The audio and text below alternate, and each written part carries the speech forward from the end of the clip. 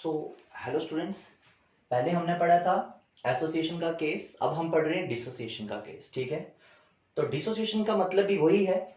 Degree of dissociation मतलब कितने particle हो गए डिसोसिएशन के बाद और ये कितने थे। एग्जांपल देखो, मैं ले रहा हूं एक। हम ये मानते हैं हमारे पास सोडियम क्लोराइड 100% है और उस 100% में से 60% डिसोशिएट हो गया, तो अल्फा की वैल्यू क्या आएगी? तो उस टाइम पे आपका अल्फा क्या आएगा?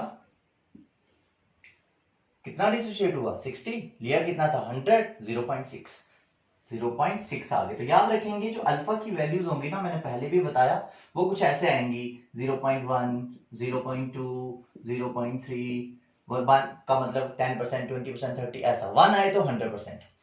उसके बाद हमने क्या मान लिया? मैंने ये माना कि टोटल मोल्स हम 1 लेके चलते हैं। 1 मोल मतलब 6.022 इंटू 10⁻23 मॉलिक्यूल्स, और उसमें से n पार्टिकल डिसोशिएट हो गए। देखो, डिसोशिएटेड पार्टिकल कितने हो गए? n। बचे कितने? 1 minus alpha. Alpha is the degree of dissociation. 1 total थे, डिसोशिएट कितने हो गए? अल्फा। तो कितने अनडिसोशिएटेड बचे? 1 माइनस अल्फा। बने कितने? n इंटू अल्फा, नए बने जो। ठीक, तो टोटल पार्टिकल्स कितने आएंगे? टोटल पार्टिकल का मतलब इन दोनों को ऐड कर देते हैं जैसे पहले किया था। सॉरी, इनको नहीं, इसको और इसको ऐड कर देते हैं तो पता चल जाएगा नए कितने बने और बचे कितने। इन दोनों को ऐड कर लीजिए, तो 1 minus alpha plus N alpha, इन दोनों को ऐड किया तो टोटल पार्टिकल आपको मिल जाएंगे। तो आई की वैल्यू कितनी आएगी? आई क्या होता है? What how factor. What how factor का मतलब होता है आफ्टर डिसोसिएशन और एसोसिएशन टोटल पार्टिकल कितने और ओरिजिनली आपने कितने लिए थे। तो ये आगे टोटल, और लिया हमने 1 मोल था, तो 1 हटा दिया तो यही बचा। अब इसको सिंप्लीफाई कैसे किया मैंने? Minus alpha plus N alpha को मैं इस तरफ ले आया और आई को उस तरफ ले गए। ठीक है, तो हो गया अल्फा, ये प्लस में था इधर माइनस में हो गया, alpha minus n alpha equals to i minus 1 और 1 माइनस आई, और अल्फा इसमें से कॉमन ले लिया तो ये एक्सप्रेशन आपके पास आ गया। और लास्ट में हमने 1 माइनस एन को डिनोमिनेटर में ले लिया, तो आई माइनस 1 सॉरी यहाँ पे 1 माइनस एन आएगा, 1 माइनस एन, ये आपका एक्सप्रेशन आ गया। अब मैं एक एग्जांपल की हेल्प से, न्यूमेरिकल की हेल्प से आपको इसको समझाता हूं।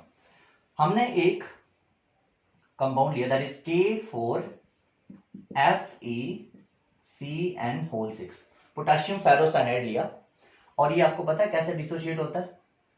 4 times K positive plus FeCN6 और इसके ऊपर चार्ज आएगा 4 नेगेटिव। ठीक है, हम ये मान लेते हैं हमने इसका 1 मोल स्टार्टिंग में लिया, उस टाइम पे ये नहीं बने थे तो ये 0 था और ये भी 0 था, लेकिन कुछ देर के बाद ये डिसोशिएट हो गया, और आपको पता है डिसोशिएट होने के बाद पीछे कितना बचता है? अनडिसोशिएटेड। कितना? 1 माइनस अल्फा, तो ये बच गया 1 माइनस अल्फा, और नया कितना बनता है? N alpha. एन क्या है? देखो ये एन है, कितने? 4, तो यह बनेगा 4 अल्फा, और यहां पे 1 है तो यह आ गया 1 अल्फा। अब आप आई निकाल सकते हो यहां पे आराम से। सो आई बाइंड हाउ फैक्टर कितना आएगा? टोटल पार्टिकल ऐड कर दो, तो ऐड किया 1 minus alpha plus 4 alpha plus alpha divided by 1, तो ये कितना बचेगा? 4 अल्फा और 1 अल्फा, 5 अल्फा, उसमें से एक अल्फा निकाल दो, तो ये आ गया 1 प्लस ये 1 आ गया, ये अल्फा और alpha cancel, sorry 1 plus 4 alpha आ गई, 1 प्लस 4 अल्फा। ठीक है, ये आपके पास आ गई आई की वैल्यू। अब अगर आपको उन्होंने बोला होता कि आपका जो ये एसिटिक एसिड या कोई ये पोटेशियम फेरोसाइनाइड जो है ये 50% डिसोशिएट हो रहा है, अगर बोला होता 50% डिसोशिएट होता है, तो आप अल्फा की वैल्यू कितनी लेते? 0.5, पहले भी बताया मैंने। तो यहाँ पे आप अल्फा की वैल्यू कितनी ले लेते? 0.5, तो आई कितना आता है आपका? 1 प्लस 4 इंटू 0.5। ठीक है, मतलब 1/2, तो 2 आ जाएगा। तो आई की वैल्यू कितनी आएगी आपकी? 4 इंटू 0.5, 0.5 मतलब 1/2, तो 2 ही बचा ये, तो 1 प्लस 2 3 आ गया, आई की वैल्यू आ गया। इस तरह से आप न्यूमेरिकल सॉल्व कर सकते हो। तो ये था आपका topic 12th class, degree of association and degree of dissociation. Thank you.